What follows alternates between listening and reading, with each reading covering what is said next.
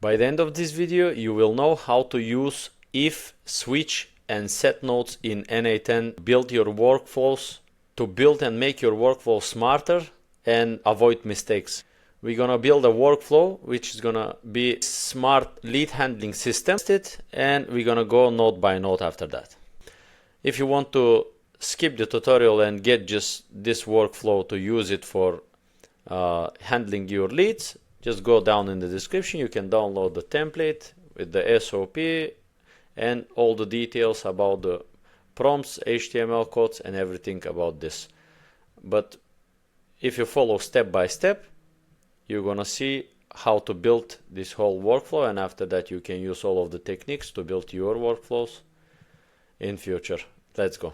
Let's test this form first.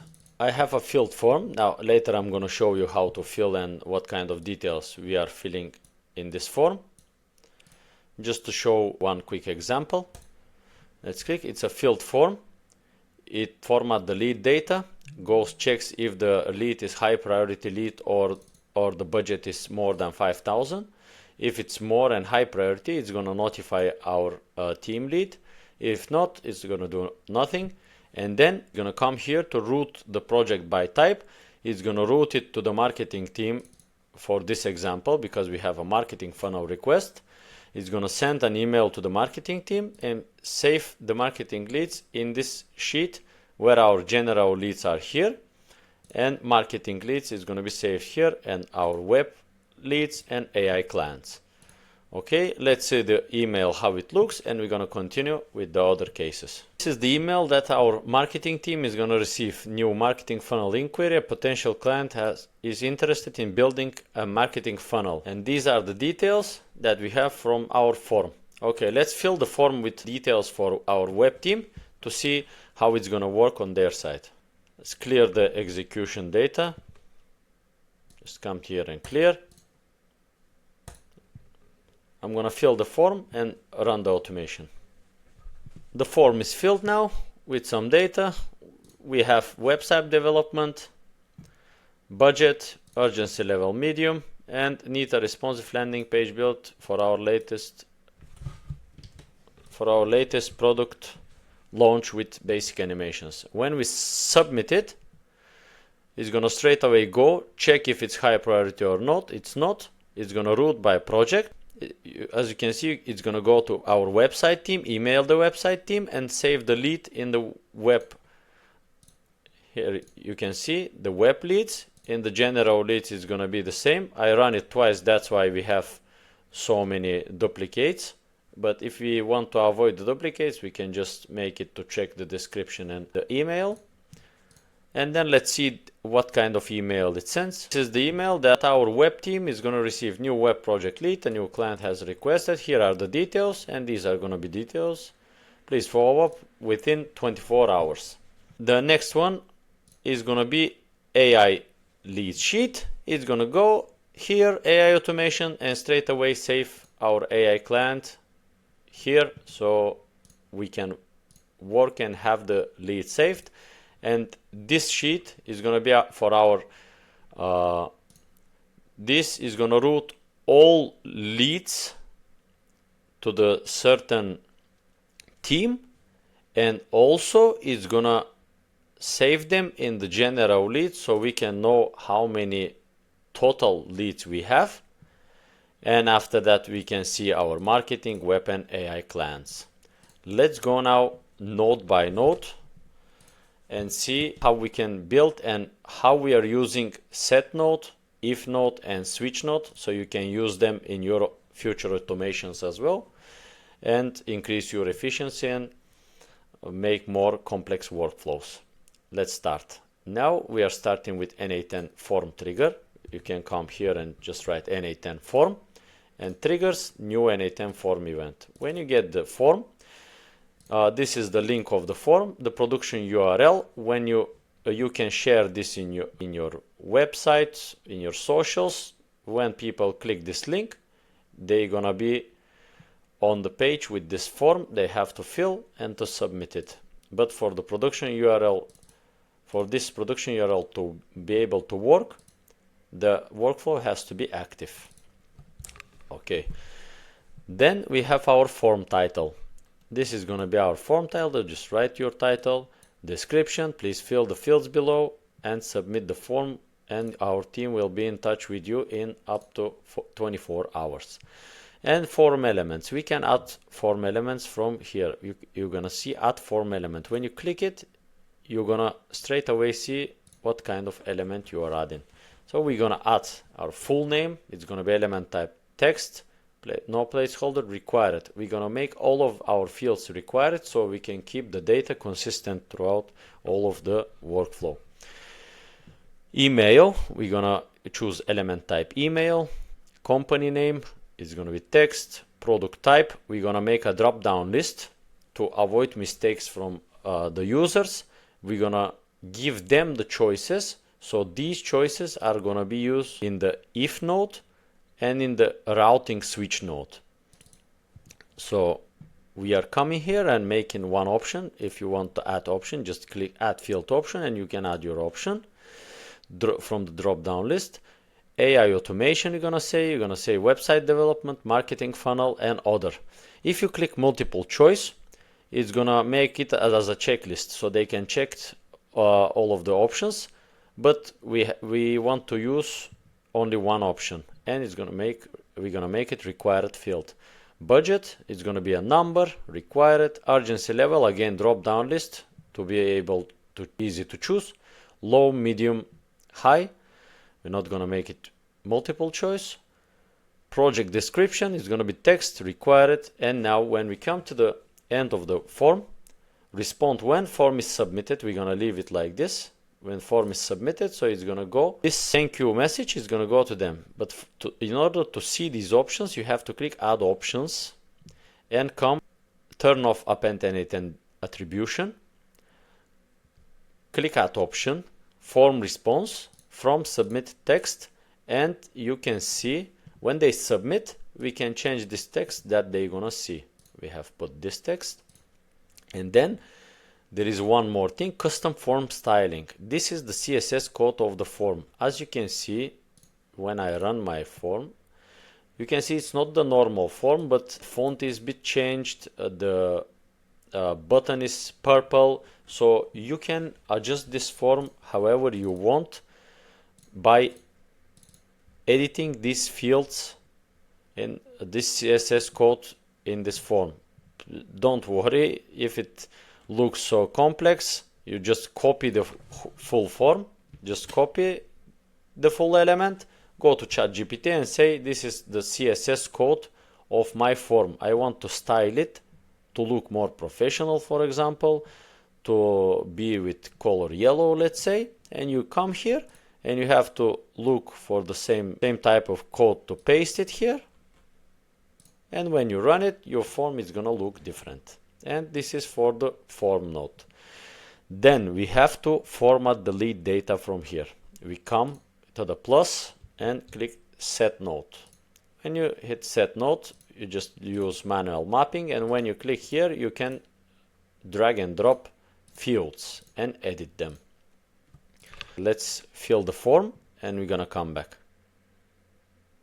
Or no, just we're gonna not fill the form, just use a prior execution. You click execution, you can come here and copy to editor, and you're gonna straight away have your form data that it has been submitted before that here. So we're gonna clear the execution but pin the form data so it's gonna stay consistent. And now when we run the edit node, we can see that we are receiving this data from the form, and we have to format them. Our name is gonna be same. Just say name of the field and click here expression and drag and drop the full name here. For example, like this name, just say name and drag and drop the full name. That's it. Okay, for email, we say email, and now I'm gonna tell you one trick that I'm using to avoid errors and mistakes. Usually when people are writing their emails, sometimes they are writing their email with uppercase. Let's say, come here, we can edit this. They can write it in, let's say this way, by mistake.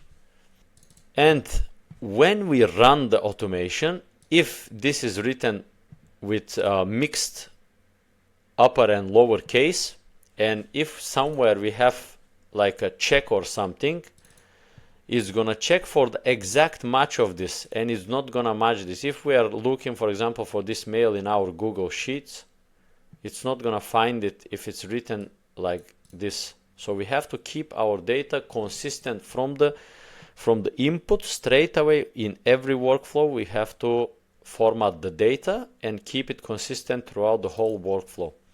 So we come here, put the email address, and it's gonna look like this. So we have to format for every email address to look the same. We're gonna come into the curly brackets after the JSON email address.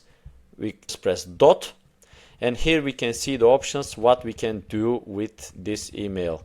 We're gonna use this case options to lowercase, and all of the emails that are gonna be used in the workflow from now on are gonna be lowercase. We're gonna keep the data consistent.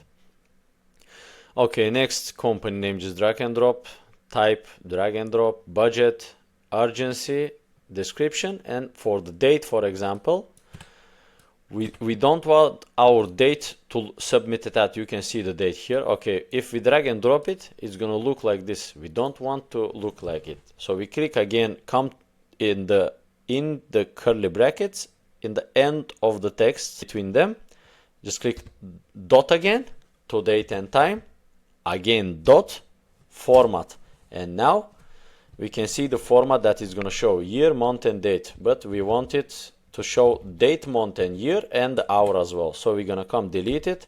We're going to say DD, so it's going to be days with uppercase month, 4 times year, and we have we want hours, so we're going to put space, hours, and we want our minutes also. What is the hour in the moment? For example, if we put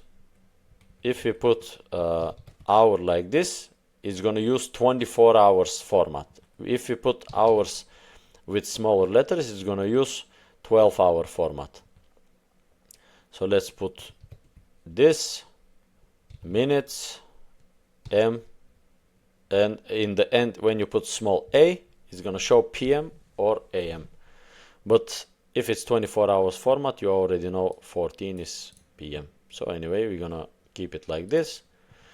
And you can format your data, time, everything using these functions in the set node. Okay, we set our fields now. Now we have to check if the lead is high priority or the budget is more than 5,000. Come here, click and if node, and in the if node we have conditions. For conditions we have to drag and drop. We're gonna compare. So we drag and drop budget here, and we say for number if it's greater than or equal to, let's say, 5,000. And one more trick, if you don't click convert types where required, look, it's gonna be a mistake because wrong type, 3,500. Here is a string, so it's written like a text and inputted as a text. We have to use it almost always, convert types where required. So it's gonna convert this type to number or this to string, and it's gonna compare them. And then we can add condition. We're gonna add condition if urgency is equal to high. We can say or. If we say or, for example, either budget is more than 5,000 or urgency is high. Either one of these, if it's true, is gonna go to the true path. So now both of them are not true. If we go and check, it's gonna go to false, and we just do nothing. If it's true, for example, let's edit the fields. Let's say 5,200. Let's save it. Let's run it again. And now it's gonna be true. and it's going to go to the true branch. If we say and, both of these conditions has to be matched, then it's going to go to true branch. We're going to keep it or. And then when the project is either urgent or more than 5,000 budget, we're going to want to notify our team leader, let's say. We're going to come and get Telegram trigger, a Telegram message. Here we have to find send text message. Click, get it. And now you have to, here you're going to see access token. So you have to go to Telegram now. Go to Telegram and search for user botfather. This is the user that you can create bots and get their API keys in Telegram. So you just click this / and when you click new bot, just follow the instructions, and in the end you're gonna see message like this. This is gonna be the message that you can see, and use this token for HTTP API. You're gonna copy this code, come here and paste it, and just rename your bot according to your name, what kind of name you given your bot. Click save. Then you're gonna have your credential, and you have to get your chat ID. So how are you gonna get this chat ID for this bot to send message to you, for example? You have to go and create new workflow. You have to go get Telegram trigger and choose the same bot from here. Trigger on message and just click execute step and wait for the bot to send to receive a message, and go to your bot and just say something. Okay, we're gonna say hey, and as you can see, we are getting our ID, Telegram ID, straight away that we can use to message ourselves. We copy this Telegram ID, come here and put it here. Okay, we got our chat ID as well. Now we have to fill our text. Our text is gonna be like this: urgent project name. We're gonna just drag and drop from the if node, drag and drop the name, drag and drop the email, company, urgency, date, everything here, and it's gonna send us a message which look like this. So we have an urgent project. You're gonna straight away be notified after 2-3 seconds when the form is submitted. Okay, we have informed ourselves. Then from this edit field is gonna go to the switch node. How are we gonna use the switch node? We come here and choose switch, and in the switch node we want to route, because we are choosing project type. We're gonna have routes. We're gonna have AI automation, website, marketing team, general leads. So here just have rules and routing rules. You can add a routing rule from here. When you come here for the first one, this is like 4 if nodes, if you can imagine it like this. You just drag and drop format lead data type here, and is equal to, you have to make sure that is equal to exactly what it says in the form. This is why we are using drop down menu here, to make sure that the user cannot input anything else than these choices. So we're gonna use them in the switch node. And in the switch node, we are just writing AI automation for the first one and rename output. So when you change this name, rename output, you can see, for example, if I put this, it's gonna change the name. It's gonna change the name of this output. So you can rename and to see what route your workflow is taken. After that, we're gonna drop again the same type node. We're gonna say website development, rename it to website. We're gonna drag and drop it again, marketing funnel, drag and drop the type, and we're gonna say if the type is not empty, so if the form is filled properly, we're gonna take all of the leads. So whether it's an AI automation, website, or marketing, anyway, we're gonna take it to our general leads and we're gonna save it. But for example, this is one more trick for me.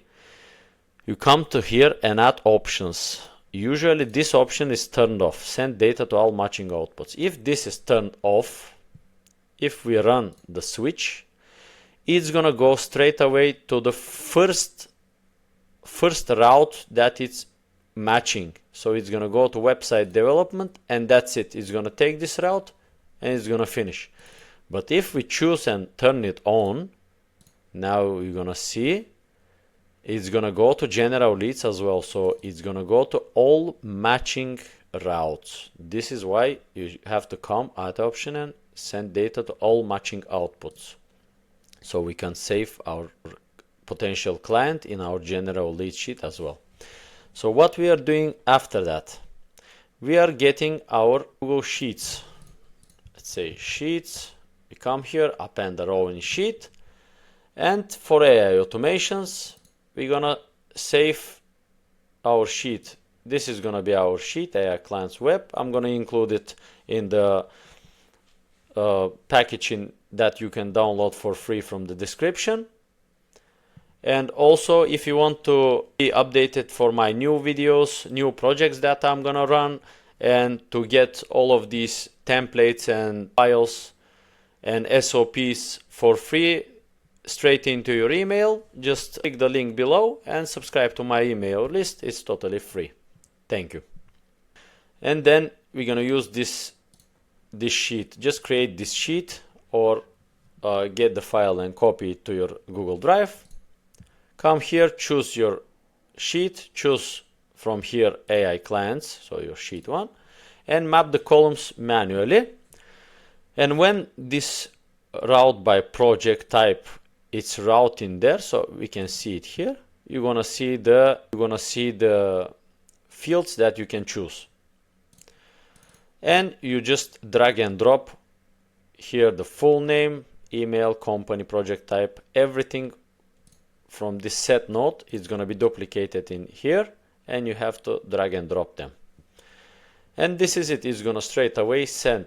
In the end of this video, we're gonna go through all of the routes to see how this works.